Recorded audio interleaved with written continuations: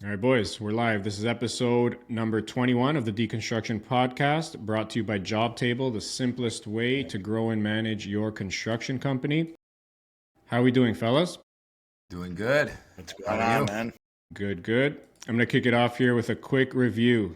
This came in actually a few hours ago from John. John is he's a tree service company called Pegasus. They're out of British Columbia. The company I work for, we're looking for an affordable solution to bring a system to the operation that would offer us everything that we needed at a price based on our budget. Jobtable is an excellent solution for any business wanting to bring innovation to the business with a very user-friendly interface. I love that anytime I have a gap in something that I need, Costa and his team are there to help and develop. Would recommend this platform highly. Shout out to John. Shout out to for that John great and review. Pegasus. Yes, Always sir. appreciate these reviews. Means a lot to us. All right. Well, let's get into it. There's a few topics that we are going to cover today, starting with this one right here. Let me just cue it up for you guys. So this is an article I found from the Construction Dive. It's called "Former Asphalt Paving Exec Pleads Guilty to Antitrust Violations." So Timothy Bogger, the former president of Pontiac, Michigan-based asphalt specialist, is facing 10 years in prison and a $1 million fine, according to the Department of Justice. So just a quick synopsis of it here. So the former president of a Michigan asphalt paving firm has pleaded guilty for his role in a bid rigging scheme for asphalt paving contracts in the state, according to a news release last month from the U.S. Department of Justice. Former president, also known as ACI, conspired with Clarkston, Michigan-based F. Allied Construction, along with employees at the enterprises, to rig bids in each other's favors, according to the plea agreement. And under the terms of the conspiracy, the co-conspirators coordinated with each other's bid prices so that the agreed-upon losing company would submit intentionally non-competitive bids per the release. So, Charlie, kick it off. What are your thoughts on this bid rigging? That whole aspect of things in construction. First thing that came to mind was, honestly, if this was in Canada, I wonder how much, if any, of jail time would actually be served.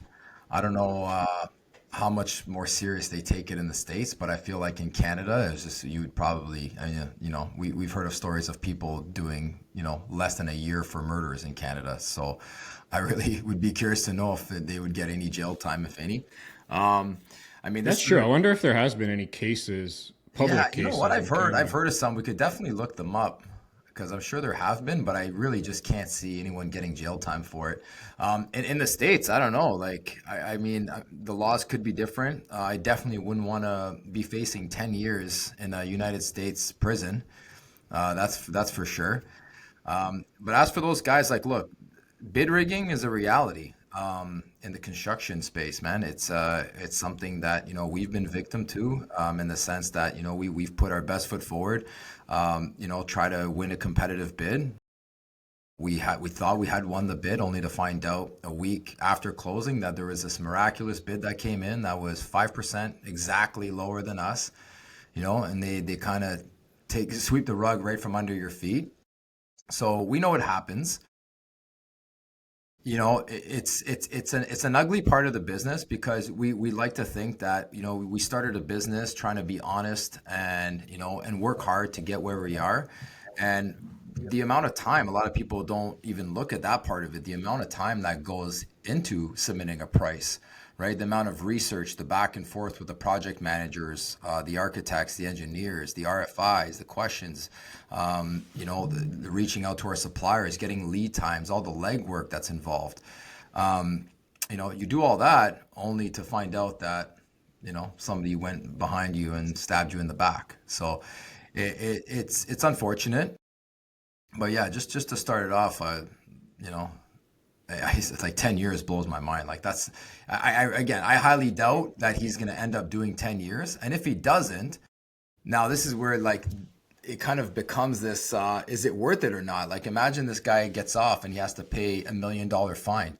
You could almost look at that as a slap in the wrist. He could have been pulling in 10, 15, 20 million dollars. Who knows how much money he could have been pulling in over the years. So a million Yeah. bucks might just be a Well, slap well, on the wrist. check this. I just quickly did a chat GPT for Canada. So, yes, there have been several instances in Canada. So, the couple they're just bringing up here, Quebec engineering firms in October 2024. So, just recently, this person received a 14-month conditional sentence for participating in a bid rigging scheme involving Quebec City contracts between 2006 and 2010. Another one in Montreal, 2017, fined 375,000. And this one seems like a big one. Canada Bread, they're a huge company, pleaded guilty, was fined 50 million, the highest such fine in Canadian history. Yeah, so I mean, like, look, There you other go. than like a 14-month conditional sentence, who knows if there was even any time served in the end? The other Yeah. ones look like they were just, financial, losses or whatever. So, I mean, there might be an incentive, for some of these people to continue doing it. They might not give a shit, right? As they might just learn from it and get better at it. I think we can all agree on this. In a world where there's humans and there's money, there's always going to be corruption. It goes without saying. It's not surprising. Yeah. Yeah. John, what do you think? Yeah, like to piggyback off of what Charlie said, I agree. Where it's a reality. It's not just in construction. Many times we've even heard the U.S. Defense contracts and probably Canadian contracts as well. Like you just pulled up Canada Bread. It happens all the time, unfortunately. It's a reality of any industry. When there's somebody that's putting out a large job, where there's a lot of people that want to get that job. Unfortunately, there's a lot of kind of backdoor deals that are done to get those massive contracts, and it's unfortunate because you got a lot of guys like Charlie said that put their best foot forward, put a lot of time and effort into getting something, and it's just a reality. I think I think in our own city it happens all the time. I think in every anywhere that there's a large some number that a lot of people are putting pricing to, I feel like there's always some type of game that's being played on the back end. Now,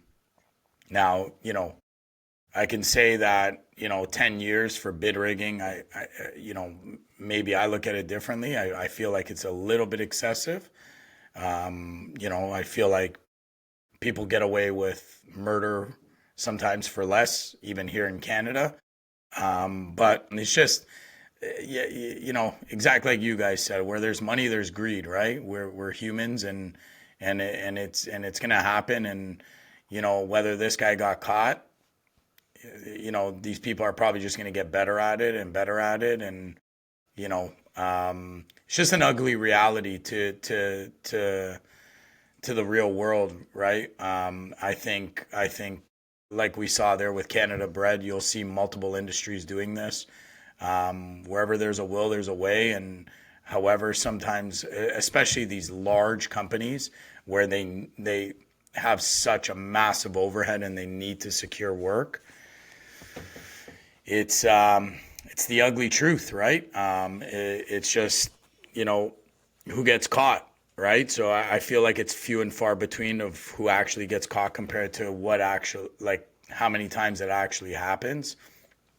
And maybe it's a reality to what we've talked about before, where when we kind of broke down the construction industry and why projects fail and why they're not on time, and I feel like this is another kind of avenue into that conversation that we had before, where there's a lot of hands at play, and I would say sometimes coming out with such a large project on where they open it up to so many people bidding.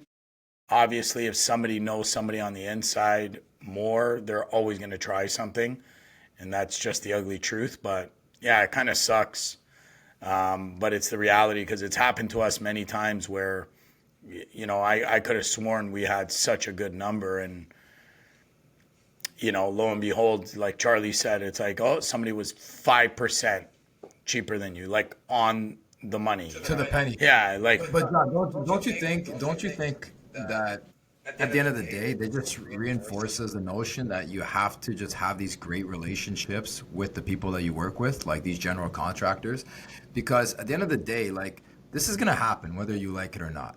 You know what I mean? Like, let's be honest. Like, so obviously you got to break into the industry. You're going to have to work with questionable people that, you may not know at the beginning, but over the years, you build good relationships with guys that have the same kind of values and the same morals as you do. And it's going to take time. But once you do that and you have your 10, 20 GCs that you work with, you're going to start to avoid all of these problems.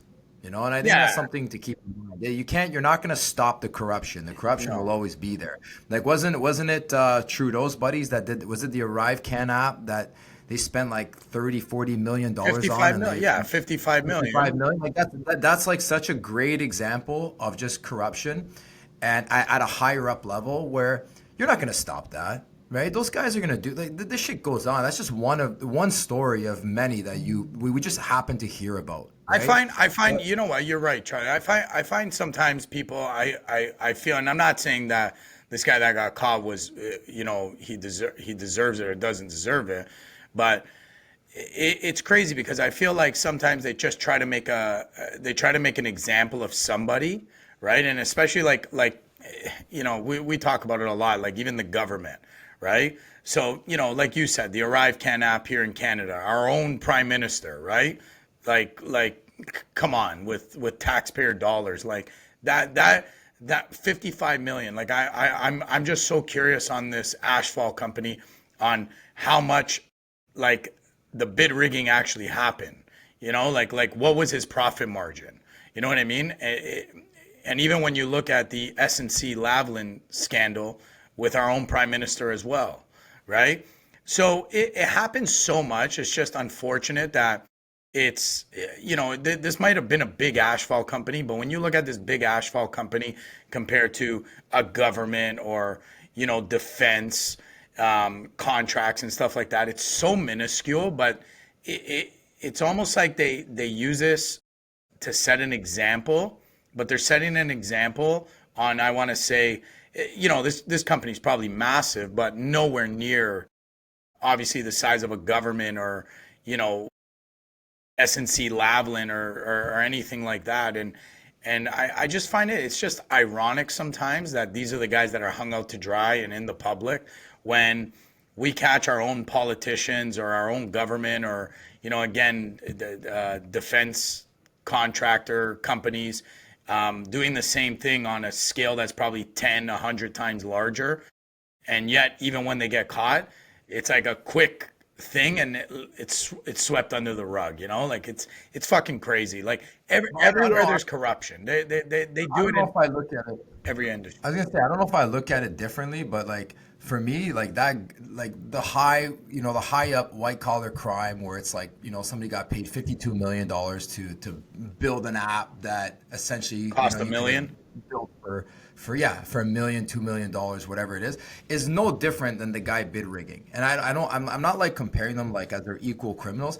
What I'm saying is like the crime is the same. The thought process is the same. You saw an edge, you took it. Right? This happens at every single level. So my point is that like, yeah, like, it shouldn't happen. Maybe, 10 years is too much, whatever. I don't even think of that stuff.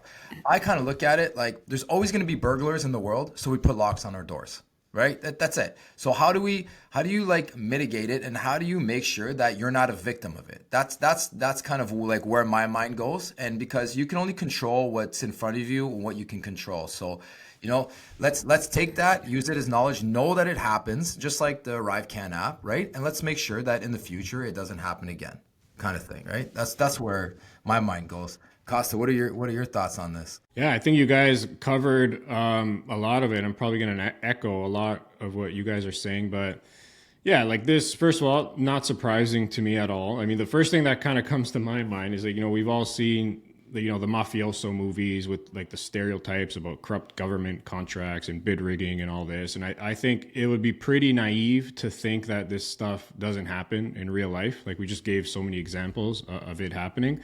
And like you said, Charlie, we're all humans. And I think a natural characteristic in a lot of humans, I don't want to say all of us, but a lot of humans have greedy tendencies. And one of the biggest driving forces in greed is money. So when people are presented with opportunities to make a lot of money, those greedy forces will come out.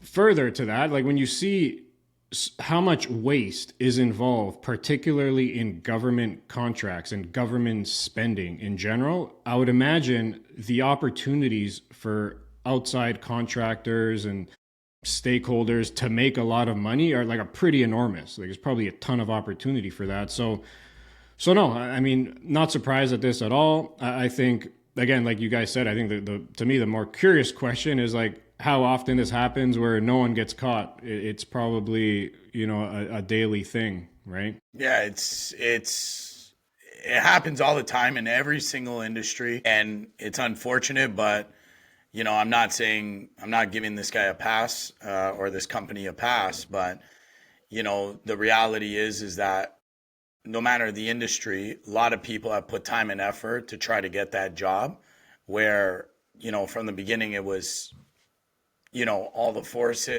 were working against them. And sure, what they did is horrible. And it cost a lot of other companies that were pricing. Like, see, this is one thing that a lot of people don't see. When you're preparing a bid, especially on a project like that, the amount of time and effort it takes to bid a job, again, I don't know the size of that company's contracts, but if you're talking, 10, 20, 30, 40, 50, $100 million, that's months of, estimators, project managers, the owner sitting there, hourly wages, lights on, in the office trying to win this job. So that the people that try to win that job fairly, that's the people I feel bad for. Now, at the same time, in saying that, yes, is it wrong that they rigged the job so that company got it? 100%. But, control what you can, because our own government's doing it to us and we don't squawk about it. Like it's almost like normalized.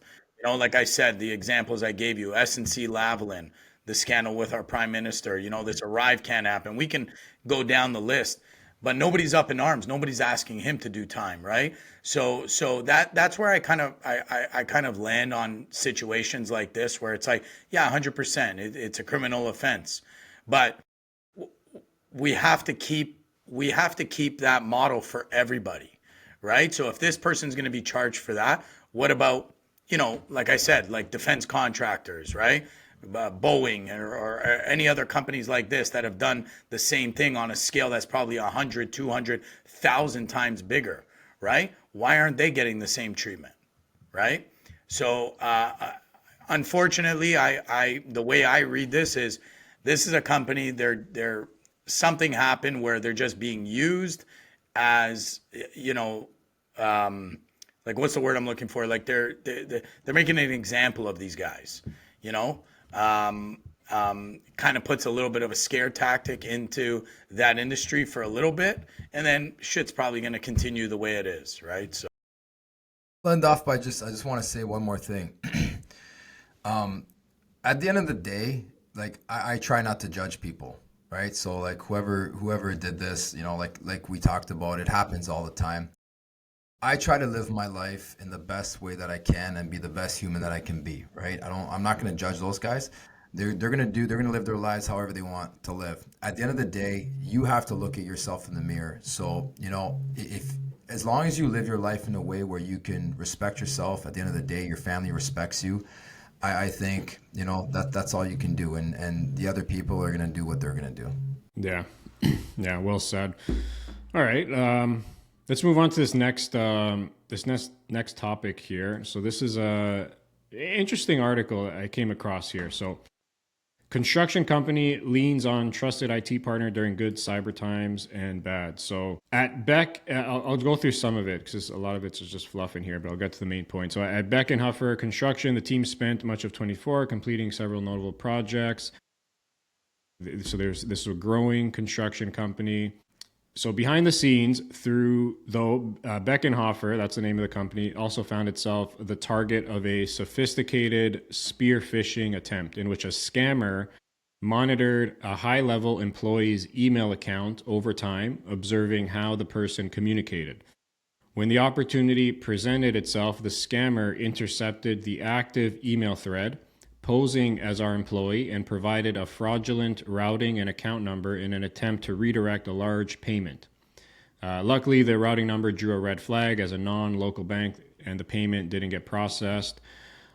So this one was interesting to me. So the reason this one caught my attention was for a few reasons. So first off, like you guys, I speak to a lot of contractors every single day, and I can't even remember the last time that the topic of data security, cybercrime, and fraud came up, right? And contrasting that with Jobtable and just the software industry in general, these are topics that are discussed and addressed like very frequently because our business lives online, and this is naturally one of the biggest risk factors to think about is like cyber security and all that. So in any business though, in any industry, you're always thinking about ways to mitigate risk in your business, right? And in construction, those mitigation risks are often about, job safety, project delays, budget risks, legal contracts, cash flow risk, like things like that, right? So now, circling back to this article now, I think this is just a really good reminder and wake-up call to a lot of contractors out there where you now have to add another category to your risk mitigation thought process, which is cybersecurity. And I know most contractors probably hearing this are going to dismiss this and not take it seriously because construction is always the last industry to join the party, right? Let's just face it. But if you look at some data, I'm going to pull this up quickly. So construction's growing cyber risk. So the construction industry is increasingly a prime target for cyber attacks due to its digital shift and valuable data. So ReliaQuest 2023 annual cyber threat report ranked construction as the most targeted sector globally, averaging 226 incidents per year. NordLocker's encryption software research echoes this, naming construction the number one industry hit by ransomware from 2022 to 2023 with a 48% spike in attacks. And it also covers just some data. So like, average downtime is 141,000 per day. World Metrics 2024 report. A single attack averages 4.3 million in total costs. So this is very prevalent in construction, even though you think like, I'm in construction, like what do I have to think about that? So for contractors, as much as you think your business is not impacted by this, you really have to think again because you're online every single day, right? With your email, exchanging documents online, social media, you're using software, you have passwords for things, you have a computer. So even though your physical work, like your output of your business is not online, a lot of your day-to-day processes are. And this is where these vulnerabilities that can really cause a lot of damage and headaches occur. So I would just encourage everyone to just be extremely mindful of what you are doing online and just start tightening things up where you can. And just a practical thing to think about, a very simple way to do this as a starting point is to protect your passwords. Sounds very basic, but everyone uses the same password for different apps. And that's probably the worst thing you could do. Like, do not use the same password for multiple accounts. Use a password manager. Like, these are now like built into a lot of browsers and on your phone, which makes it very easy. So you should have a unique password for all of your accounts individually and just not recycle the same one. And these passwords should be automatically generated with like those long string of characters and numbers and all that, which make it very difficult for attackers and these bot programs to figure out. So yeah, like that's my thought on this. I think this is just one of those overlooked risk factors that definitely hit construction. As we saw in like stats, it's the number one hit industry in the last couple years. So, Yeah, I can see that. Just because, construction does have a lot of money kind of like flowing through, one to the other. Like what I can also say to that though is like we deal with a lot of people that do like direct deposits, and like Jobtable as well. When you send an invoice, there's a button there where you can pay through a secure online portal, where a customer can pay that invoice. The one thing I would say is for that instance that you brought up, where somebody kind of handled the person's email after they watched them for some time. I know through the people we work for, when they send a payment, in order for us to be set up as a vendor, and to fill out that information, it has to cross through hands a couple of times. So I feel like that process is kind of hard to go around. So I don't understand what the people on the other side were doing there. But I would say, like you said, right? The construction industry, especially when it comes to online and cyber attacks, like I talk to a lot of people and they think, even certain clients of ours, that they're like, oh, we're on a server, I have an IT guy. And it's like, yeah, but let's face it. I've had this conversation many times. Let's face it. A hacker, to get into your server, it's very simple, right? Like for them, right? These guys are these hackers, these bots, they're very, very sophisticated. They know exactly what they're doing. And I would just say, for a lot of the construction industry, including ourselves, like you're saying this now, and it kind of strikes a chord with me, right? Where it's like, yeah, it's true. It's one of the last things we think about, but yet with Jobtable and our software, that's one of our highest priorities, right? Is the cybersecurity, right? And even the insurances that a lot of like software companies get for this exact same reason. But I would just say, it's probably good to implement also some type of procedure that if you're working for somebody and they are paying you, whether it's direct deposit or whatever the case may be, like you have some type of procedure that you let all your people that are paying you like that know that it's like, listen, if you ever get an email or anything asking to change an account, pick up a phone and call me directly, right? That's like the last like order of change the account, right? Or change where you're paying me to. You know what I mean? Because the reality is that for a big company like that, for somebody to get hold of their email, even if they are, they took the email of somebody who was high up, in order to make a change like that, like that's a big change. You know what I mean? So I'm a little bit like that story kind of, it just seems like negligence on the people that were paying them as well. Cybersecurity is massive. It's the new form of scams, and yeah, like I wouldn't even know where to start, even in the construction, like being an owner of a construction company, other than just letting everybody who pays us know that if for whatever reason we ask you to pay to a different account at any point in time, this is our company policy, right?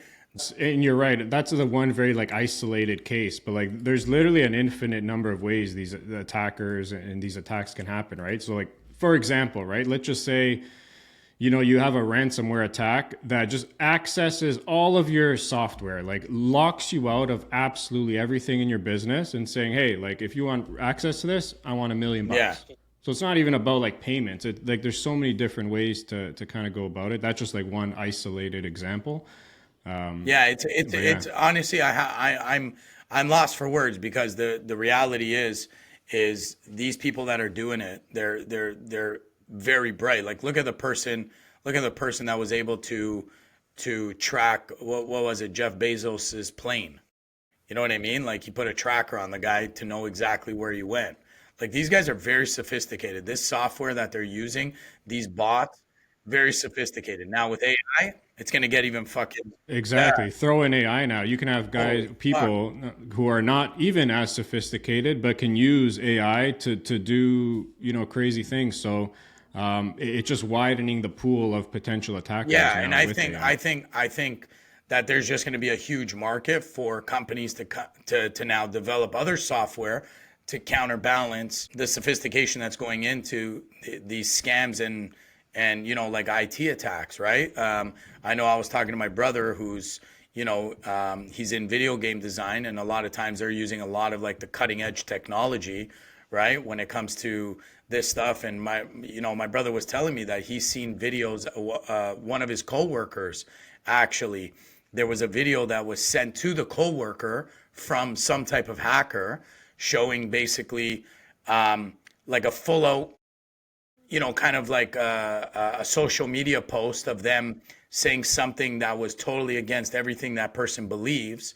But if me or you were to see that, right, like that person would have been fired from their job. That person would have lost everything. And now that person has to try to, convince their employer, or, could be their clients or anything like that, that it's like, no, that wasn't me in the video. And it's like, what do you mean? Like, look at you, you're speaking, you're talking.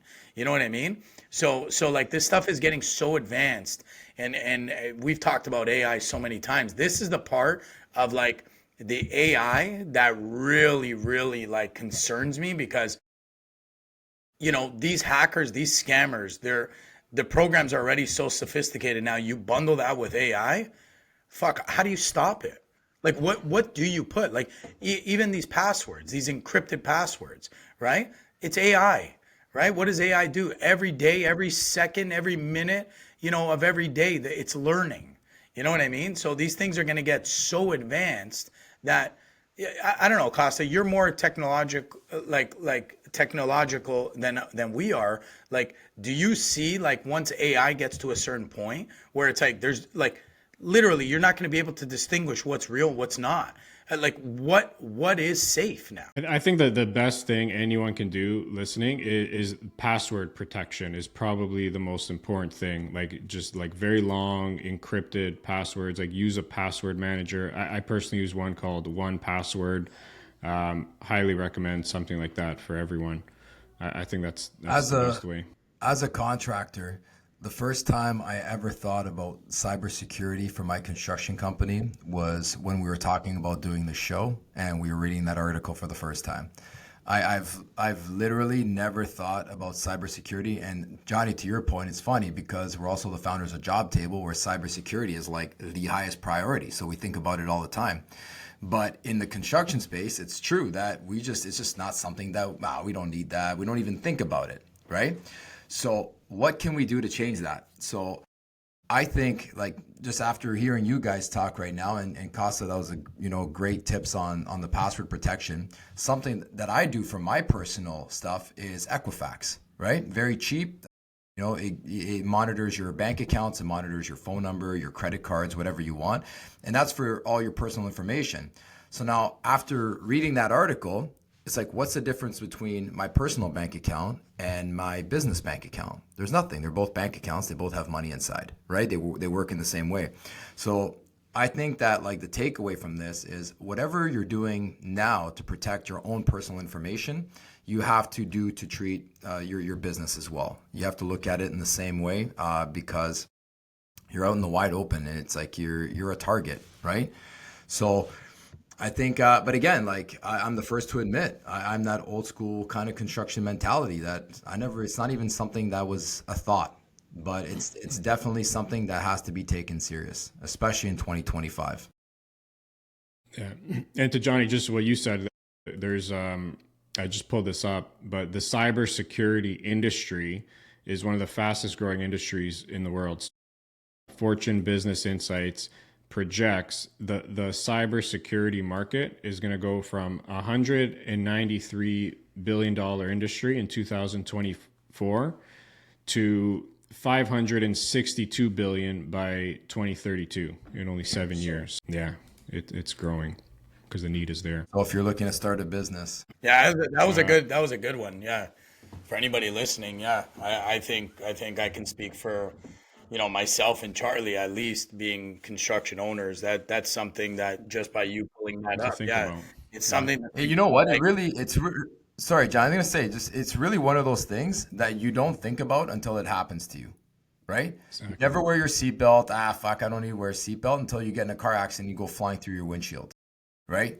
You hear of these horror stories where people lost their identity and they're still battling it in court 5 years down the road, right? And yeah, it's going to cost you some money, but if it can avoid you completely losing your identity in your business, then it's definitely worth a look. Yeah. All right. Very good. Moving along to the next topic here. So this was a press release from the Ontario government. So I'll quickly skim through it here. So Ontario is investing nearly $27 million to train over 2,600 carpenters. Investment will support Ontario workers with 5 new and expanded carpenter union-led training centers and programs. The Ontario government is investing nearly $27 million through 2 funding streams to help train more skilled carpentry workers across the province. The funding will expand training programs and support the construction of new carpenter training facility in Sudbury and expand 4 existing facilities in London, Windsor, Cambridge, and Ottawa to train an additional 2,600 carpenters and construction workers across the province. In the face of tariff threats to Ontario workers and jobs, it's more important than ever that we keep investing in our workers so they have the skills and training they need to succeed. And that's a quote from Premier Doug Ford. Today's investment will help more than 2,600 workers find rewarding careers in the skilled trade so they can secure better jobs and bigger paychecks in communities across Ontario. Charlie, to start with you, like, what are your thoughts on this investment from the government to train 2,600 carpenters? I'm actually not a big fan of this at all. I'm not a big fan of the programs that these kids are going to, these so-called pre-apprenticeship classes. I get bundles of resumes from these kids that are fresh out of these courses, and what they're learning there is not real on-site skill. It's become a business. Again, I don't know, this $27 million, I don't know if that's kind of like the avenue they're going to go down, creating like schools and whatever it may be. But what I can tell you, plumbing and electrical, they do have these pre-apprenticeship classes. And I honestly am better off hiring a kid that's fresh off the street with 0 experience and putting him on our job site day one than getting these kids to come in. I think being in a classroom, and Johnny, I think you can remember this when we were in trade school, they'll have like a little mock house, and it's just like, it's very dumbed down. And like I said, it's become a business. It's a cash grab, right? Where the real experience is going to be from these kids being thrown to the wolves and being accepted by these companies as apprentices. I think you're putting all of this money into a place that it's actually just going to go to waste, where you should actually incentivize the companies to take apprentices. That's what you should actually be doing, for these companies to open their doors to welcome apprentices, especially somebody with 0 experience, and tell them, come on in, we're going to train you. The school's not going to train you. You're going to get real training from carpenters that have been in the industry for 10, 20, 30 plus years. Right? You're going to be in an aggressive environment, not in the safety of the 4 walls of a classroom, right? Where you're dumping all kinds of money out of your pocket, or it's being subsidized by the government. As a tradesman, like, I cannot tell you the value of being on site with real men doing the real work. Not to take anything away from a teacher, but the old saying, those who teach can't actually do it, right? And I'm not saying they can. There's a lot of ex-plumbers that become teachers, and that's fine. But I think there's no comparison between the two. So Charlie, I don't know if this makes a difference, but this funding, it's being allocated specifically for union-led training. So I don't know if that makes a difference in terms of the quality of the training. Look, the union doesn't guarantee you positions in companies. Like all like locals, they have their classes that you can attend, you can pay, you can join the union, but you're not guaranteed a job. You're going to pay your union dues, right? And that's fine. And like I said, these pre-apprenticeship classes, a lot of these are privatized, right? So whether it's going to the union or a private school, at the end of the day, these kids are not going to site and getting real training and building a real house and learning by getting yelled at and making mistakes and starting from the bottom, right? Like I said, there's a ton of value in going that route, and that's, to me, is the right way to do it. So it's interesting because from my perspective, and you're probably right, like you have the firsthand experience, but like from my lens here, like on the surface, just reading this article, like to me, it seems like a pretty good use of taxpayer dollars. Like, what do I mean by that? It's like we spoke about on the last pod with Mateo, right? One of the big topics we were discussing was how trade skills and craftsmanship is declining in construction, how difficult it is for companies to find skilled workers. So when I see this investment by the government, in theory, it's kind of encouraging that at least the money is being allocated to invest in skilled trades, being that construction is such a vital component to our economy. With that being said, though, I would also like to see more private companies and organizations do more of this as well. Like, for example, one of our partners with Jobtable in the US, IEC, right? They come to mind, independent electrical contractors. They are a private nonprofit association that educates and trains over 17,000 electrical apprentices every year. And it's funny, I was speaking to one of our friends at IEC last week, and she was telling me that she was just coming back from a seminar they were doing at a local high school where they talked to young kids about the trade and the industry and just trying to get more workers involved to be electricians. And they do dozens of these workshops every year at different schools across the country. So this is just an example of how a private company is doing this without the need of government assistance and using taxpayer dollars to do this, right? So again, all in all, on the surface, I think this investment kind of looks promising. What the reality is, I have no idea. But and one more point to add is I also have very little to no trust that $27 million will be efficiently allocated to maximize its reach and effectiveness. And, I mean, that's probably a conversation for another day. Like we talk about all the waste. So I don't trust that money is going to really go anywhere. Costa, if I'm being honest, to me, these are all optics, right? Like, you throw a big number out there. This is, we're going to get kids involved. But back to your point, where this private organization is actually going to a high school, see, I have no issue with that because you're introducing the idea of trades to young kids that are now weighing out their options. Do I go to university? And now you're actually introducing a completely different idea where it's like, oh, fuck, I could actually go on site and start making money tomorrow. See, that's completely different, right?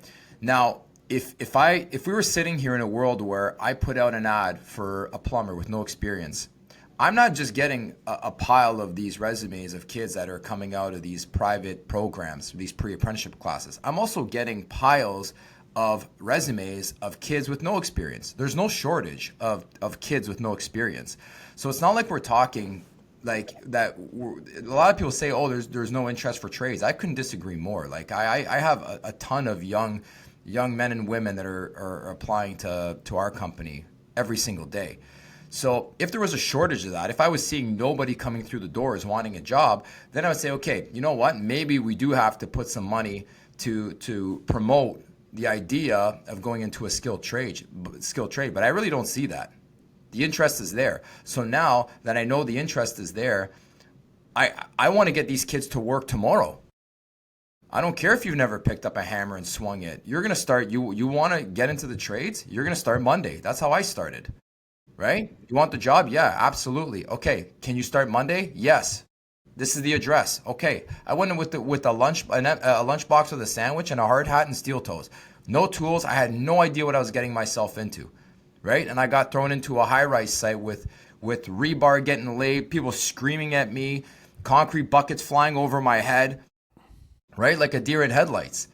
But that last, that feeling comes and goes. It only lasts about a week, and then you realize you have to get sharp, and you have to get sharp fast. You're not going to get that in a classroom. So to me, it's all optics. It's a waste of time and money. Like you said, who knows where the money's going? Yeah. Johnny, what are your thoughts here? Honestly, it's a crock of shit. It's a waste of taxpayer dollars. Look, I like, just when you pulled it up on the screen, I've never seen this before. I saw it was going to unions, right? So, okay, first things first, how is the unions the only way to teach trades, right? So it's very selective. Again, big lobbyists in government. That's why the government's giving back to them. I saw two quickly. I glanced over it. I don't know. You can correct me if I'm wrong, Costa. But on one of them, they're getting like $3.2 million. And that means that they're going to expand their facility in Cambridge by 60%. So basically, the $3.2 million is to build onto their building already. So how is that helping the skilled trades? I know what they're going to say. Oh, we're making more bays so that, we can get more people in here. No.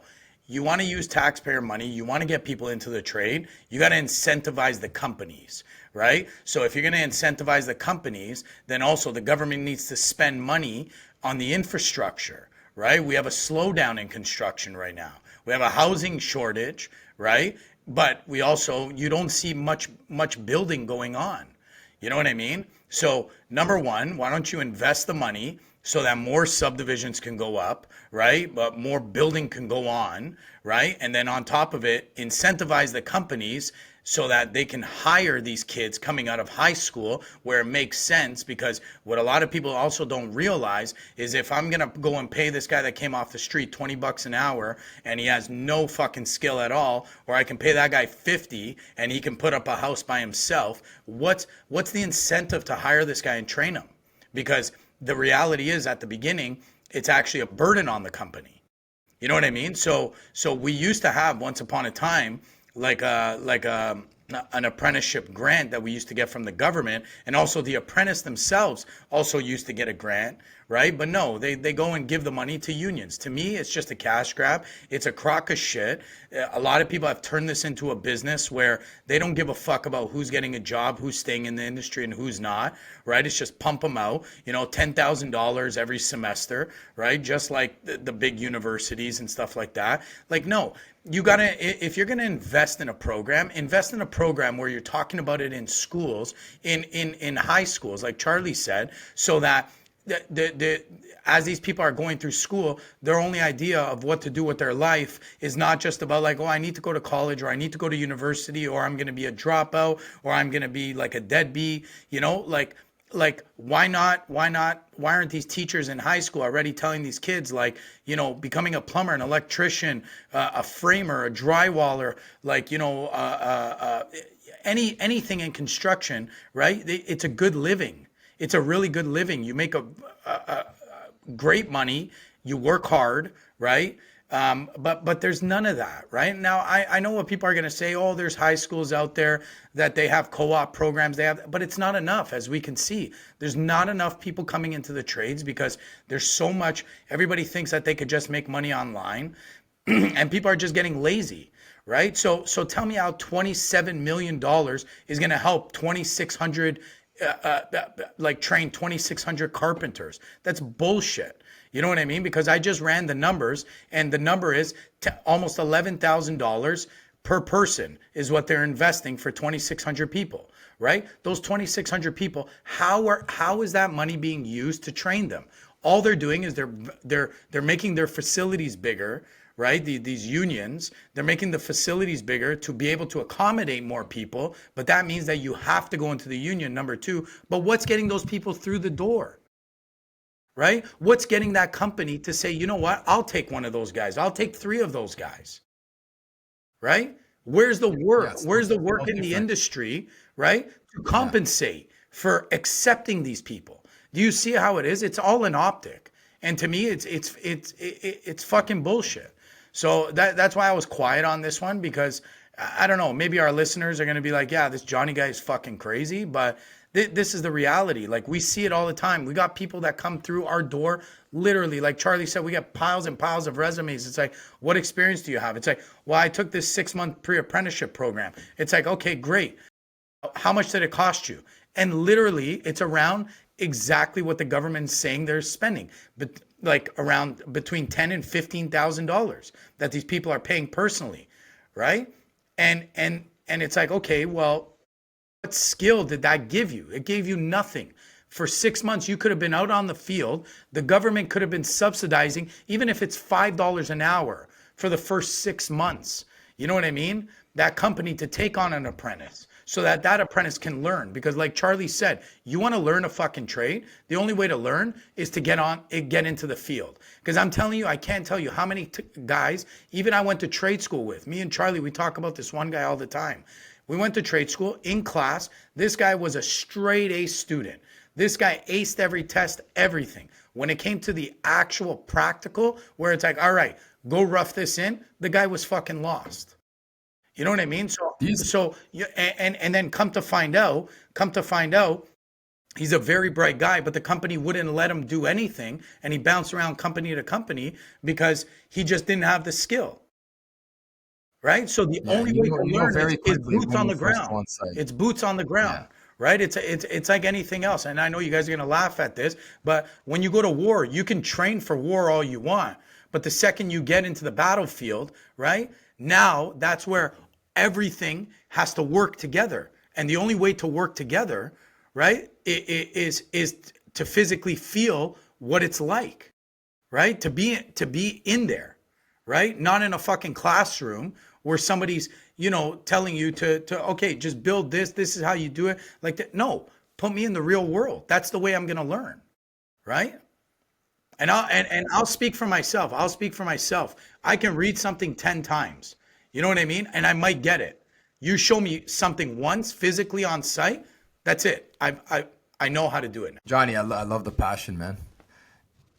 But you're right. And honestly, like we've talked about this so many times. These kids coming out of these programs, they're a dime a dozen, right? Like Casa, remember that rant that I did a long time ago about the guy that I hired. If a guy walked through my door with zero experience, didn't go to any of these programs, and he just showed the initiative to walk through the door and demand a job, right? And tell me like, buddy, I'm going to kick ass in your company. I promise you, just hire me, give me that chance. I have no experience, but I'm going to be that guy. I would hire him, right? But these guys coming out of these programs, hey, look, I went to this program for 3 months, right? They're a dime a dozen. You don't stand out. Yeah. So, Johnny, I'm actually curious to hear from you. If you were in government, Doug Ford, the premier, and you had $27 million, how would you spend that to build up more trades?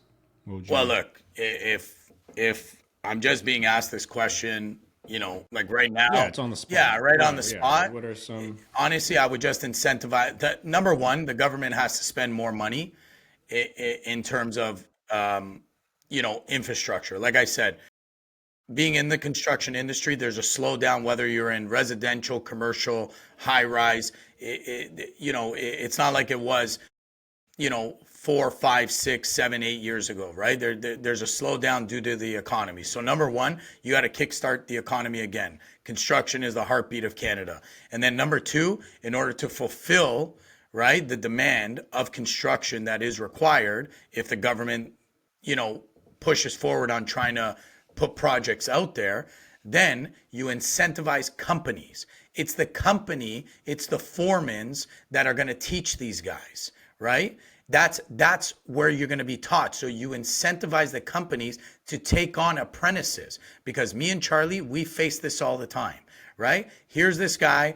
He's 2 years. We have no idea how he was taught. He says he went to a pre-apprenticeship program. He took this program. He wants $25 an hour, but here's a licensed guy. The guy wants $45, $50 an hour. What do you want to do? Do you want to babysit for $25 an hour? Or do you want to put this guy to the test that has the license, been through it, obviously, has years of experience, behind him, can probably be left on site to do what he has to do, and competent enough? And a lot of times, 8 out of 10 times, we're picking the licensed guy, right? So you need to incentivize companies to say, hey, I'm not going to build this facility. I'm not going to give this union any money. You know what I mean? Look, we're going to make sure that construction is booming, right? And for the companies that are out there, right?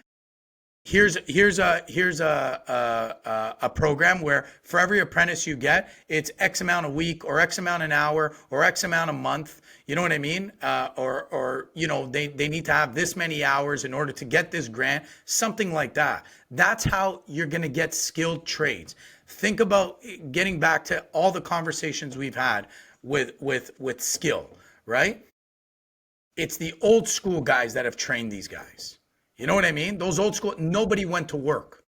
When this city was originally built, when Rome was built, when, ancient Egypt, ancient Greece, New York, there was no school to go to, right? It was one guy learning off the other guy. So I just pulled this up. I don't know if you guys are aware of this or not, but have you heard of these programs? So Ontario program, Achievement Incentive Program provides $4,000 per apprentice to employers when apprentices reach key training milestones.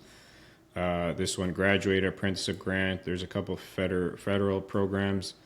Have you guys used any of these programs? Yeah, so these are the positive things that we're talking about. So actually incentivizing the companies, right? Because like Johnny said, you don't just take in an apprentice and they get to work and start roughing in. Our licensed plumbers and our foremans have to take time out of their day to start training these guys, and almost like children, right? It's just like learning by repetition, and they're going to make mistakes and they have to be corrected. They have to learn from the mistakes. So that's a very good thing, right? To incentivize rather than telling these kids, go to school to take a 2-3 month program. I think we put way too much stock in these schools, right? Now, if you want to become a police officer, you want to become a doctor, you want to become a lawyer, school is a necessary path, right? But in the case of construction, if you're a kid and you look at me and say, yeah, you know what? I want to go to school. Okay, what do you want to do? I want to be an electrician. Why are you looking at the school, right? Pick up a phone book or go on Google and search every single electrical company that you can find and start banging on the doors and get to work. Yeah, maybe right? Not a phone book. Those don't exist. Yeah. but you know what I mean, right? Like take out your pearlies and find out where these companies are, and follow the map there. On map. Get your compass out. But I think that's the point, right? Like we put way too much stock in school. Look. Sorry to interrupt, Charlie. It's like this, Costa, and I know you're gonna know exactly what I'm talking about. Remember when Amazon was looking for a new headquarters, right? And a bunch of cities were putting in a bid, right? And basically that bid, what people don't understand is that bid is which city is going to give us the most incentives to bring jobs to your city. You see what I'm saying? And that's essentially where Amazon ended up putting their headquarters, right? So a lot of people, I know people look at like capitalism and it's like, oh, it's always about the companies. It's always about, but what people have to understand, without the companies, there's no jobs, right? So if the company, if you want the company to hire these workers, right, and train them, you know what I mean? Then who do you have to incentivize? Right? Like I said, reading that quick snippet, it's like the Cambridge local there, right? It's like $3.2 million being allocated to them to expand their facility by 60%. So basically what you're doing is you're giving a union money to build a bigger building. Yeah, for a renovation. Like fuck off, man. Like how is that skill? You know, it's like, well, we're going to have a teacher and we're going to have more base. No, man, put the fucking guy on site. And this is what I mean. It's the optics. It's the optics, right? And truly, like we've talked about it many times, offline. It's a bunch of government waste, but unfortunately, it's the optics that people think is going to work, and they think, oh, 2,600 carpenters, right? Okay, well, how many subdivisions are going up right now? Right? Even when you talk a building, you talk a school, that's all brick and block work. You know what I mean? So it's like, how many framers? I know. Is it true? Would you say it's true that it like you guys, for example, in your business, it's like you have applicants coming in. It's not a matter of are there workers out there? Is it just a matter of like, are they skilled? Are they good or not? No, like I mean, now that's a different topic. If I'm looking for licensed plumbers, skilled guys, then it becomes very scarce. But people trying to break into the industry, there's no shortage of those guys. So that's what I'm getting at. So if the government paid, let's just say like half of a new apprentice's salary, would you be more inclined to hire them? Absolutely. Absolutely. Because it kind of takes a bit of the brunt off you having to take the time to train them, right? You're less hesitant to hire them and take that time because now it's like, okay, you know what? The government's allocating this much money to me. So it kind of offsets the time it takes to train him, Yeah, a lot of people right? I think, bet that $27 million would be better off being spent just purely on marketing to get more of these companies aware of these subsidy programs. Because Yes. I guarantee you, you ask 10 contractor companies, are they aware of these programs? 9 out of 10 are going to be like, They're no, going to say no, but I don't even know. even before that, I can tell you something. Looking back in high school, I went to a technical school, so I was involved in a lot of the trades early on. But I do remember as a very young kid, you're 15, 16 years old, and you're starting to think about next year, I'm going to graduate. Am I going to go to college, university?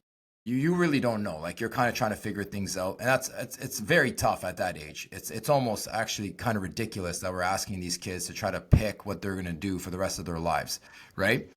Now, when you're in that situation, I remember looking back and I have no idea what a plumber's salary is. I had no idea that an electrician can actually make more money than a doctor, right? No clue. I don't even know what a doctor makes. I have no idea what any of these career paths actually pay. And it was never taught to me, right? So as a young kid, I'm expected to just pick up a dart, throw it on the board, and wherever it lands, is that's what I'm going to do. Because yeah, I guess I want to be a doctor, or I guess I want to be a paramedic, right? Not knowing what the wages really are, what training is involved, how much school is involved, right? I want to be an accountant. Do I like how much schooling is that? How much is it going to cost, right? So you really don't know. So to your point, before that even comes into play to incentivize companies to have these kids come in and lighten, the bulk of it, of the training cost, why are we not really presenting all the options to these kids while they're in high school? But like full transparency. Like, look, you want to be a janitor in the school board, you're going to make $100,000 a year. You're going to have full pension, full benefits, and you're never going to make more than this, but you're going to have this, and this.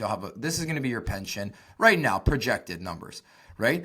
But why aren't we showing these kids all of these numbers so they can make a rational and educated decision rather than going into it blind? Because I'm sure that if you sat a kid down and say, look, you're going to be a licensed electrician within 5 years of starting, at that point, we've interviewed this many electricians. They're making an average of $1,300 net per week for a 39, 40-hour week.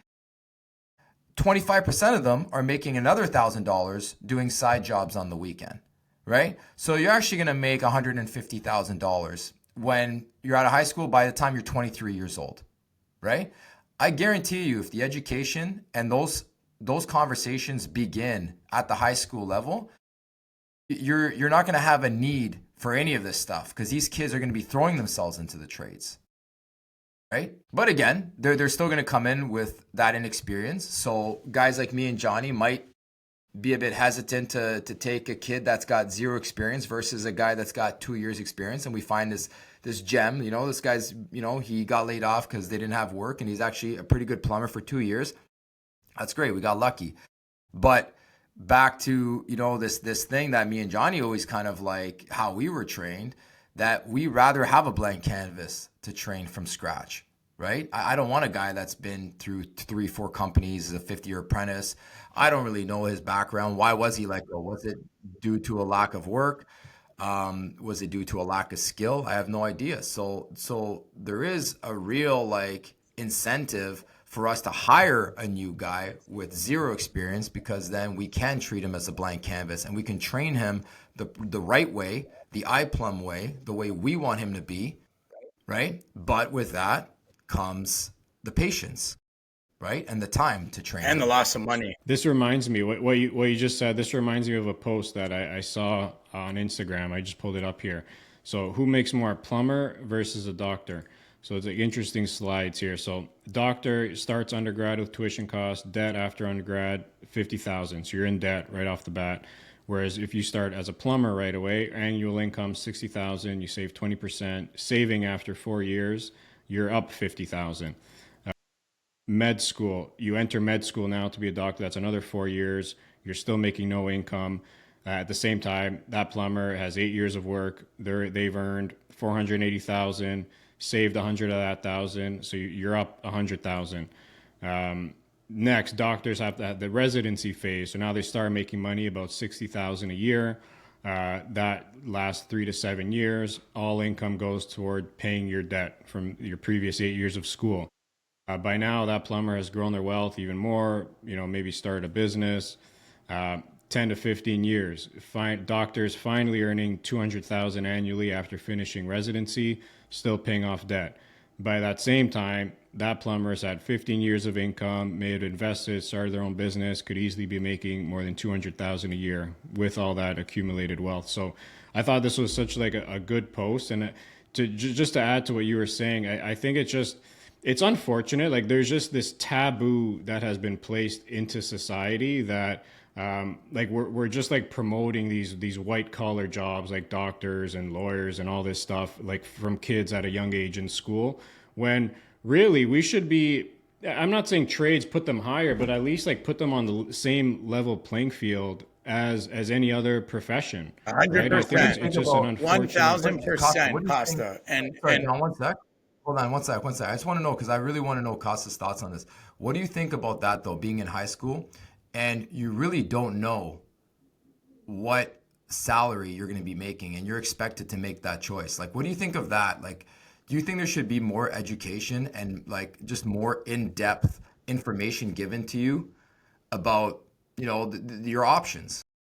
Right? Like, being an accountant, this is what you're going to make. Being a lawyer, like you're going to have to do this much school. Then there's going to be the bar exam. Like, do you think we should actually give these kids more of a roadmap? I think, yeah, like I think the salary component is important, but I think even before that, I just think these schools, these traditional schools are just putting way more of an emphasis and encouraging kids to go to university, to have these white collar jobs. And like the trades are kind of looked at as like, the kids that don't do good in school, like you get left off and do the trades. I think that's it's bullshit. It's just like a taboo thing in society, and I don't know how that changes. It probably takes like a generation to somehow correct that and recalibrate that. But I think at the core of it's that, because these kids just go into school with automatically thinking I have to get good grades to go into university to get this white collar job. So I think like at the core of it's that. John, what do you think? I just wanted to basically just add, like, kind of piggyback to what Costa was saying earlier. That $27 million, use it on ads to encourage people to get into the trade. Because I remember coming up in my high school, and I went to, a high school here in Toronto where, very European, and even those teachers were basically telling me, do good in school, go to college or university, or you're going to be working construction for the rest of your life. But they were talking down on it, right? And I just come back to, do you think that there's a shortage though of kids? Like, see, that's where I kind of disagree with you guys. I don't think there's a shortage of kids that want to get into the trades.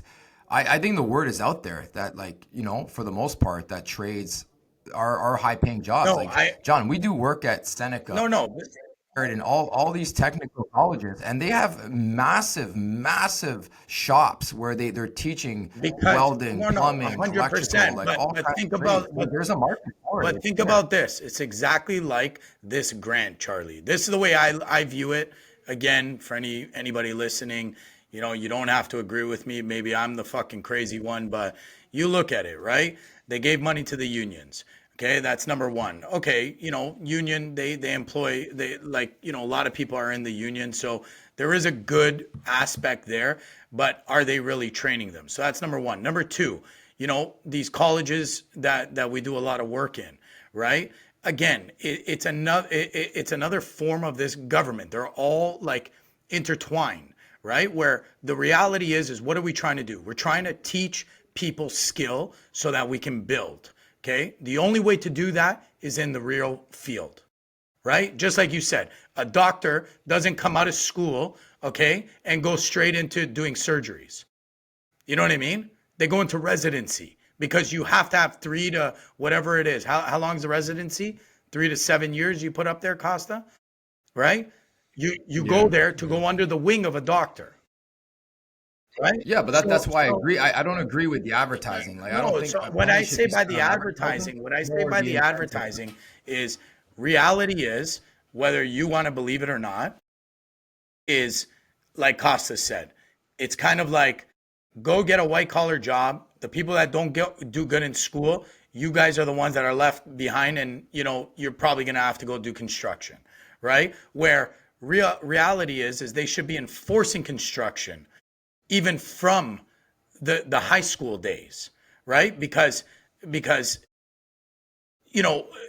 we're looked down upon. Let's be totally honest, right? We face this all the time, Charlie, right? We'll walk in, we're doing a doctor's office and they're talking down to us, right? The client's talking down to us. Well, I don't care. This is what I need. Get it done. The way they speak to us, like blue collar, obviously they're looked down on compared to the white collar. When the reality is, guess what? If you didn't have the blue collar, you wouldn't have your fucking, practice to walk into, right? You wouldn't have your nice office. You wouldn't have those surgery rooms. You wouldn't have your trading rooms, right? So the reality is yes, they look at, like, people in general, they look down on construction workers because it is a dirtier job, right? It is a harder job, right? You basically encourage people that construction is also a very good path to take. And if you are thinking about going into construction,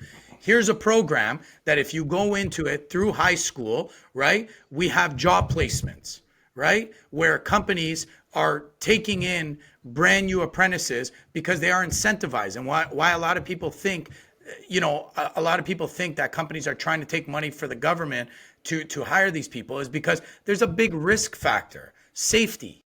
You know what I mean? We're putting this kid on a job site. He's never fucking swung a hammer, right? God forbid something happens to him. That's my insurance. You know what I mean? So if I need to take this risk, like, give me some type of incentive, right? Let me give Charlie, you a good sorry, example. Charlie, if I can just quickly add, just because you made a good point and got me thinking. So look, the cat is not out of the bag at all. So like in Canada, the numbers speak for themselves. So in 2022, approximately 2.19 million students were enrolled in a post-secondary institution. In contrast, the same year saw only 81,000 registrants in apprenticeship programs. Okay, but can I tell you? So this opens up another can of worms. I'll tell you something. The amount of candidates that I get that call me that have been plumbing for a few years that are not registered apprentices because their companies are unable to register them because of the ratio that's required for plumbers to take on an apprentice. So it's now 1-to-1 ratio. So for every apprentice that I hire, I have to have a licensed journeyman, which it's not feasible. It's almost impossible to do, right? So there is a ton of plumbers that are out there that are apprentices, but they're just not registered apprentices because no company is able to actually register them. So they'll hire them, they'll have them working for a few years. And when these kids are telling them, please, like, I need to be registered or else I can't write my test in 3 more years, they tell them, I can't. If you want to leave, there's the door, but I can't register you. So again, those are not real numbers. And I just want to give you a really good example that came to my mind that we put too much stock in school. Costa, rewind and imagine you're a 17-year-old kid in high school.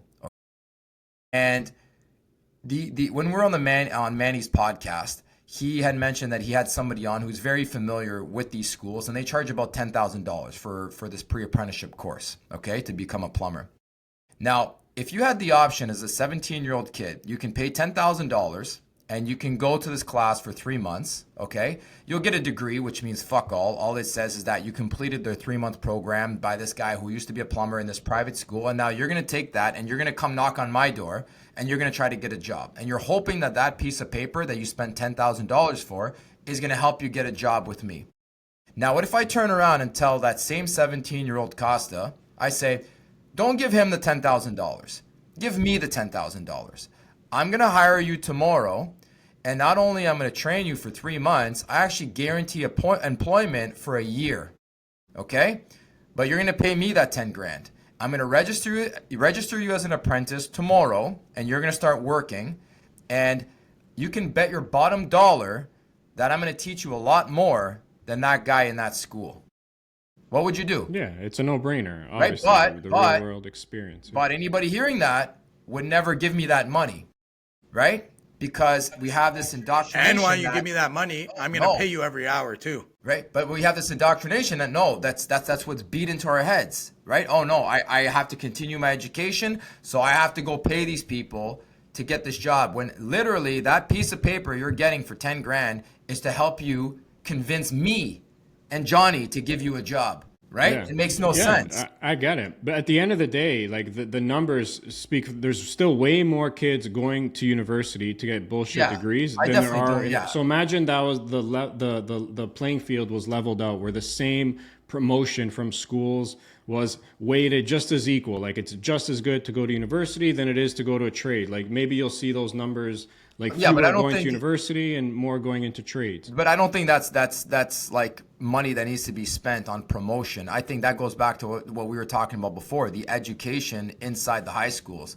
right? Like free promotion from the teachers and the school board. That's just a tad. That's just like society has to change. Yeah, but I'm not like no money's gonna fix that. Yeah, that's what I mean, right? Like, and I think that goes down to the high school level. Absolutely, that you should definitely promote trades and not just in technical schools, right? Like I was one of those kids. I was a bad student. I got put into a very bad and dangerous technical school.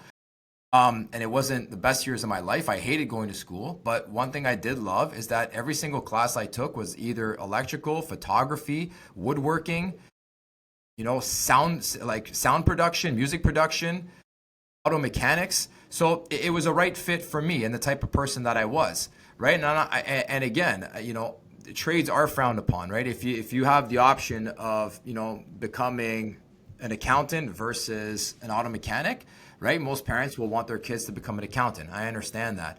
But these kids need to be given the option. That's all I'm saying. All of these things have to be presented, and not only presented in what you're actually going to be doing, you have to be presented with realistic numbers of the amount of money you're going to be making, like that graph, that post that you just showed us, right? 99% of people have never seen anything like that, or never even think that's going on today, right? And that's a very tamed example, right? Like that's very modest, that example, right? So like I know plumbers that they were making $200,000 in their 4th year of apprenticeship because they were doing massive side jobs on Saturday and Sunday as a 3rd-year apprentice, okay, and making 10 grand on a Saturday and Sunday on top of their paycheck, right? And this is one of many, many examples. So I always go back to, look, if you're not from money, and beyond that, if you're not from a family that you might have a little bit of money, you might be getting by, but let's say your family knows nothing about money. They don't understand. They've never invested a dime in their lives. They don't understand how these things work.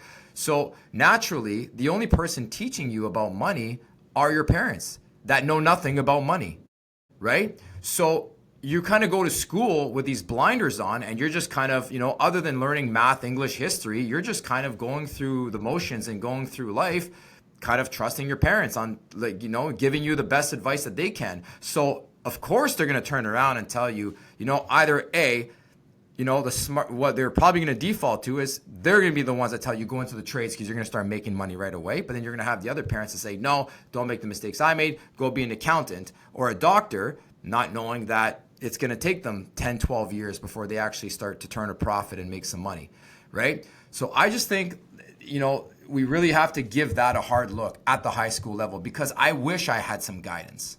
I got lucky. I applied for a bunch of companies. I just ended up working at a really amazing plumbing company. I met Johnny along the way, and the rest is history. I was one of the lucky ones. But there's some guys that come up to me that are 35 years old. That's like, yeah, I've been working for this plumbing company for 6 years and I'm making $22 an hour. They don't even understand what their value is just because they don't know any better, right?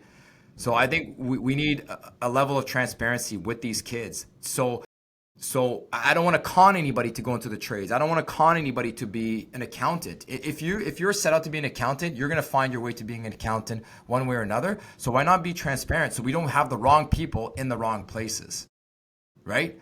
Because you might learn something about plumbing that you never knew and say, you know what, I never even thought about this, but I can see myself. I'm always fixing things at home. So I never knew that they made this kind of money. So I'm going to go into that.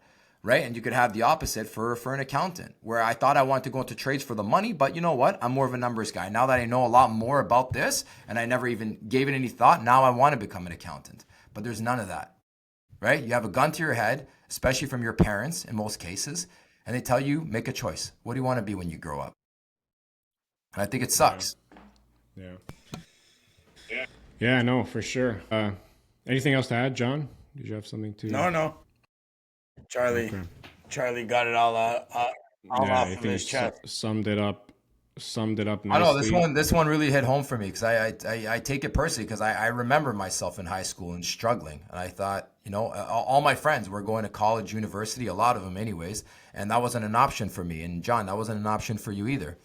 And I remember thinking to myself, why isn't it an option? Why don't I have that option? And again, for me, I'm not complaining. It worked out, but I think it sucks that, listen, there's some kids that will never have the option, and that's okay. That's your path. You'll figure it out. There's a way to rise above that.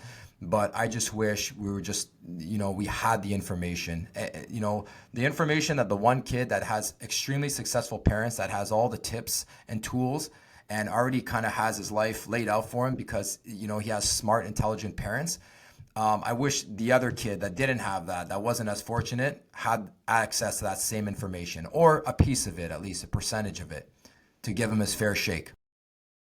Yeah, look, and I think that's changing. Like, just the fact, like, episodes like this are out now. Like, imagine what the information our kids and these kids growing up at least have access to.